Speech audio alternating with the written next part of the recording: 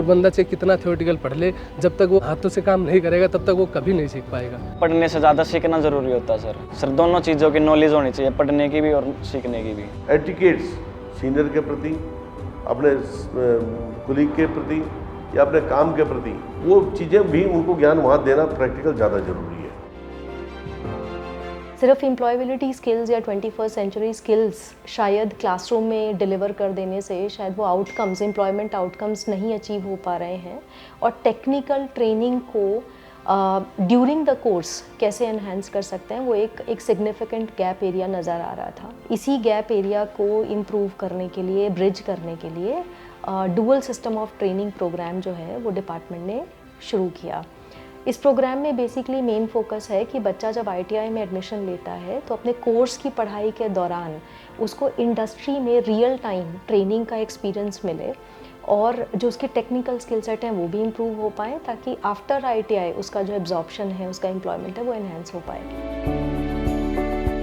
एक बहुत बड़ा गैप एरिया था DST की अवेयरनेस को लेकर। OJT के मार्क्स स्टूडेंट के ITI सर्टिफिकेट में नहीं जोड़े जाते थे, जिससे कि स्टूडेंट्स का मनोबल अपनी ट्रेनिंग को ख़त्म करने के लिए बहुत कम रहता था। साथ के साथ employability skills, work place etiquette, personality development और ग्रूमिंग ऐसे क्षेत्र थे जिसमें DST स्टूडेंट को अभी भी बहुत काम करने की ज़रूरत थी। हमने उसके बाद एक एक करके हर बकेट पर काम करना शुरू करा। चाहे वो इंडस्ट्री में हमने सर्वे टेम्पलेट बनाकर एक मार्गदर्शन दिया ITIs में कि इंडस्ट्रीज़ को किस क्वालिफाइंग क्राइटेरिया से ऑनबोर्ड करा जाए। साथ के साथ हमने प्लेसमेंट ऑफिसर के साथ मिलकर तकरीबन 30 से 40 नई इंडस्ट्रीज़, जिनमें से बहुत बड़े नाम जैसे कि टाटा मोटर्स, इट्सेक, ल्यूमैक्स, नेरोलैक, एक्साइड, ऐसे कुछ ब्रांड्स को भी ऑनबोर्ड करने में हम समर्थ हो पाए। बच्चों को चैलेंजेस आ रहे हैं कि उनसे इंडस्ट्री के अंदर उनकी ट्रेड से रिलेटेड कोई काम नहीं करवाया जाता। हमने इंडस्ट्री से बात की, हमने बच्चों से बात की, ITI से बात करी। जब हम सबको सेम पेज पे लेके आए तो इस साल लगभग 80 से 85% बच्चों का कहना है कि उनका ट्रेड से रिलेटेड काम हो रहा है। और जो कंसर्न आ रहे थे कि जो DST के इंस्ट्रक्टर्स हैं, ये चैलेंजेस फेस करते थे कि उनको बताया नहीं जाता था कि इनका MOU कहाँ पे हो रहा है। प्रिंसिपल या GI जाके, जहाँ पे थोड़ा सा उनकी गुडविल अच्छी है तो वो जाके MOU कराते थे, क्या वो इंडस्ट्री रेलिवेंस है या नहीं है। उसके जब हम आए तो हमने एक सर्वे टूल किट लॉन्च किया। उसको यूज़ करने के बाद कई इंडस्ट्रीज ऐसी आई जो अच्छा काम नहीं कर रही थी, वो DGT के गाइडलाइंस में नहीं आ रही थी, लेकिन उसको फिर भी हटा दिया गया वहाँ से। कुछ बच्चे काफ़ी फ्रिक्वेंटली एब्सेंट हो रहे थे। उसका एक कारण ये भी था कि बच्चे कहीं ना कहीं ट्रांसपोर्टेशन की समस्याओं से जूझ रहे थे। उसी के साथ साथ कुछ ITI ट्रेनर्स चाहते हुए भी डेली इंडस्ट्रीज़ में नहीं पहुंच पा रहे थे। वो भी कहीं ना कहीं अपने ट्रैवलिंग कॉस्ट और ट्रांसपोर्टेशन की समस्याओं से जूझ रहे थे। इसी के साथ साथ कुछ ऑब्जर्वेशन इंडस्ट्री के पार्ट पर भी रहा कि इंडस्ट्री भी कहीं ना कहीं बच्चों के इंश्योरेंस के चीज़ों को लेकर बड़ी चिंतित थी, उनकी सेफ्टी को लेकर चिंतित थी। कहीं ना कहीं इंश्योरेंस के जो डॉक्यूमेंट्स हैं, या तो वो पहुंचने में लेट हो रहे थे या तो इंश्योरेंस होने में ही देरी हो रही थी। ये सभी समस्याओं का समाधान हमने कुछ इस तरीके से निकाला, जैसे कि बच्चों के स्टाइपेंड को थोड़ा सा बढ़ा देना, ITI इंस्ट्रक्टर को कुछ अलाउंसेस देकर उनका मनोबल बढ़ाए रखना, और उसके साथ साथ इंश्योरेंस के कार्य को समय पर पूरा करना, ताकि बच्चे ठीक तरीके से अपना OJT पूरा कर पाएँ।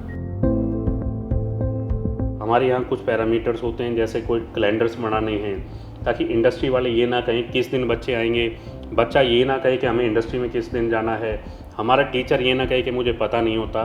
तो वो जो बीच का गैप था, वो मेधा फाउंडेशन ने कहीं आके और पूरा फिल किया है। Medha so far has been working on driving awareness around the dual system of training program and bringing more students in.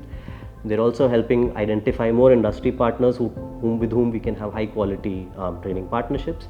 And lastly, they're also working towards the quality of the training as well as the internal processes within the ITIs that can ensure the training happens as per how it's laid out in the policy, as well as really doing justice or exceeding everyone's expectations around what is the real value of high quality training done on the job within the industry.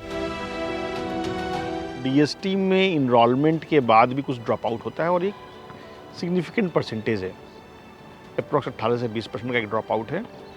तो drop out पर काम करने की ज़रूरत है कि एक बार जो स्टूडेंट DST में आया वो ड्रॉप आउट ना हो, और इसके लिए बड़ा इम्पॉर्टेंट ये है कि डीएसटी में जब वो डीएसटी के लिए इनरोल करता है उस समय ही उसकी काउंसलिंग बहुत प्रॉपर तरीके से की जाए। दूसरा हिस्सा है, अगर उस क्लस्टर में जो इंडस्ट्रीज़ हैं उन इंडस्ट्रीज़ में जो भी ट्रेड्स हैं उन ट्रेड्स को लेकर डीएसटी के कोर्सेज उन ट्रेड से अलाइन हो, ताकि स्टूडेंट्स को अपने आसपास ही उन ट्रेड्स के वर्कशॉप के एक्चुअल एक्सपीरियंसेस का मौका मिल सके।